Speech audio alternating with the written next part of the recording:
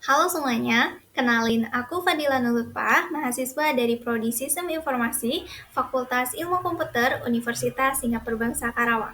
Di sini, di video kali ini kita akan membahas sedikit mengenai apa itu bank digital dan mereview salah satu aplikasi dari bank digital, yaitu Sibank.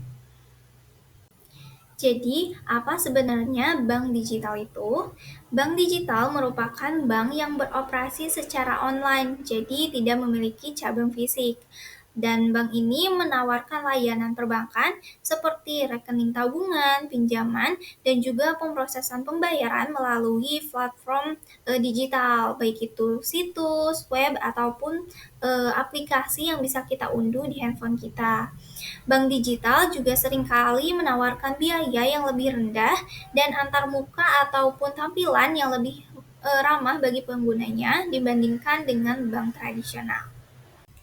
Lalu, kalau seperti itu, apa sih perbedaan antara bank digital dan juga bank konvensional? Baik, perbedaan yang pertama yaitu dari kehadiran fisiknya. Untuk bank digital sendiri, seperti yang sudah disinggung di awal, mereka itu tidak memiliki cabang fisik karena semua pelayanan ataupun layanan itu dilakukan secara online melalui situs maupun aplikasi ataupun bisa juga web ya teman-teman. Tetapi untuk bank konvensional sendiri mereka memiliki cabang fisik di mana nasabah ataupun kita bisa langsung datang untuk melakukan transaksi ataupun mendapatkan layanan. Lalu yang selanjutnya ada biaya dan juga tarif. Jadi untuk bank digital ini seringkali menawarkan biaya yang lebih rendah baik itu untuk administrasi maupun suku bunga, karena mereka itu tidak memiliki biaya operasional untuk cabang fisiknya. Sedangkan untuk bank konvensional sendiri, mereka memungkinkan untuk memiliki biaya administrasi dan juga tarif yang lebih tinggi ya teman-teman, karena untuk menutupi biaya operasional di cabang fisiknya untuk stafnya. Lalu yang selanjutnya ada akses dan kemudahan. Jadi bank digital ini memungkinkan kita untuk bisa mengakses 24 per 24 jam ya teman-teman dalam sehari. Jadi dari mana saja, kapan saja kita bisa akses asalkan ada dan tersambung dengan koneksi internet. Sehingga ini tuh sangat memudahkan kita dalam mengelola keuangan. Lalu sedangkan bank konvensional sendiri biasanya memiliki jam operasional yang terbatas dan juga memerlukan kunjungan ke cabang untuk mendapatkan beberapa layanan. Lalu yang selanjutnya, perbedaan yang selanjutnya ada layanan dan juga produk. Nah, bank digital ini mengandalkan teknologi ya teman-teman untuk menawarkan layanan seperti pengelolaan dan juga yang lainnya, sehingga produknya itu lebih fokus pada layanan digital. Tetapi untuk bank konvensional sendiri, ini menyediakan layanan yang lebih tradisional dan juga sehingga seringkali menawarkan produk seperti pinjaman, investasi, ataupun yang lainnya itu melalui interaksi secara langsung antara nasabah dan juga staf dari banknya. Jadi kesimpulannya, bank digital ini lebih menawarkan kemudahan dan juga efisiensi ya melalui platform online. Sementara bank konvensional ini lebih ke menyediakan pengalaman yang lebih tradisional dengan dukungan layanan langsung melalui cabang fisik. Oke, kita sudah tahu nih perbedaan antara bank digital dan juga konvensional. Jadi bisa kita tarik kesimpulan untuk keuntungan kita menggunakan bank digital ini. Yang pertama yaitu kemudahan akses. Jadi kita bisa mengakses layanan perbankan ini kapan saja, di mana saja melalui perangkat ataupun handphone yang tentunya terhubung ya dengan internet tanpa perlu kita pergi ke cabang fisiknya secara langsung. Lalu yang kedua itu biaya yang lebih rendah karena bank digital ini seringkali menawarkan biaya administrasi dan juga suku bunga yang lebih rendah karena mereka tidak memerlukan atau tidak memiliki biaya operasi untuk staf yang berada di cabang fisik. Lalu yang selanjutnya ada proses yang cepat dan juga efisien. Jadi untuk pengajuan rekening, pinjaman, dan juga layanan perbankan lainnya seringkali terjadi lebih cepat ya teman-teman, karena kemudahan kita untuk mengaksesnya secara online tanpa perlu kita pergi lalu mengantri di cabang fisiknya.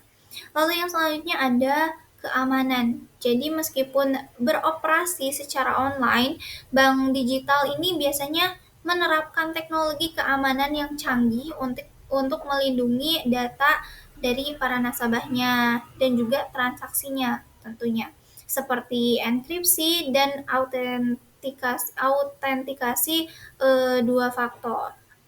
Lalu yang selanjutnya ada transparansi. Jadi banyak dari bank digital juga menyediakan informasi yang jelas tentang mengenai biaya, bunga, dan juga produk mereka, sehingga memudahkan kita untuk membandingkan dan membuat keputusan finansial yang lebih baik lagi. Lalu yang selanjutnya ada keuntungan dari segi dukungan pelanggan. Jadi bank digital ini juga selain menawarkan fitur-fitur yang tadi sudah disebutkan, mereka juga sering menawarkan dukungan pelanggan yang responsif melalui saluran digital. Jadi ada customer service yang bisa kita akses ya di aplikasi ataupun bank digital ini, seperti chat langsung ataupun bisa dengan email. Jadi memudahkan kita ketika kita membutuhkan bantuan ya kapan saja dan di mana saja. Oke, kita udah cukup nih untuk berkenalan dengan bank digital. Kita udah tahu apa itu bank digital, lalu apa perbedaan antara bank digital dan juga konvensional. Lalu kita juga tahu keuntungan apa yang kita bisa dapatkan ketika kita membuka ataupun mempunyai bank digital. Yang selanjutnya kita akan mereview salah satu aplikasi dari bank digital, yaitu SeaBank. Oke, kita masuk ke aplikasi SeaBank. Jadi, yang pertama-tama ketika kita membuka aplikasinya itu kita masukin dulu PIN-nya supaya bisa login ya teman-teman. Dan buat kalian yang pengen buka akun itu bisa banget dan mudah banget teman-teman caranya buat bikin akun baru ya di SeaBank ini. Kalian tinggal aktivasi menggunakan iktp dan juga verifikasi muka kalian, dan itu caranya itu mudah dan simple banget ya teman-teman. Oke, karena di sini aku udah bikin akun, jadi tinggal masukin PIN aja buat login ke aplikasinya.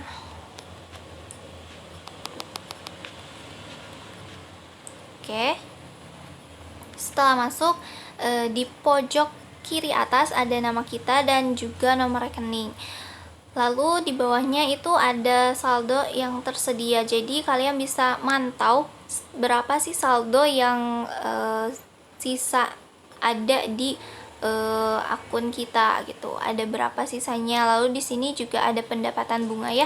Dimana pendapatan bunga ini merupakan keuntungan dari hasil menabung kita di SeaBank sejak awal pembukaan rekening.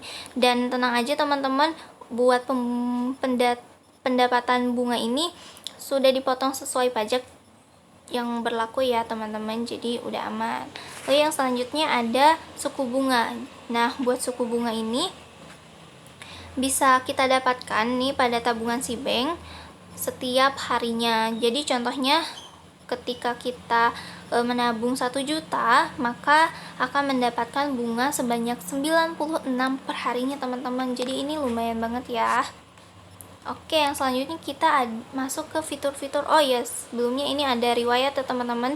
Jadi kalau misalkan kalian mau nyari-nyari riwayat transaksinya, bisa dipilih mau itu 1 tahun terakhir atau 7 hari terakhir atau 1 bulan terakhir. Dan di sini juga bisa dikerucutin lagi ya, kayak jenis transaksinya itu mau apa gitu. Lalu yang selanjutnya kita masuk ke fitur-fitur yang ada di aplikasi SeaBank ini. Kita lihat yang pertama tentunya transfer. Oke, jadi SeaBank ini, di aplikasi SeaBank ini kita bisa transfer ke berbagai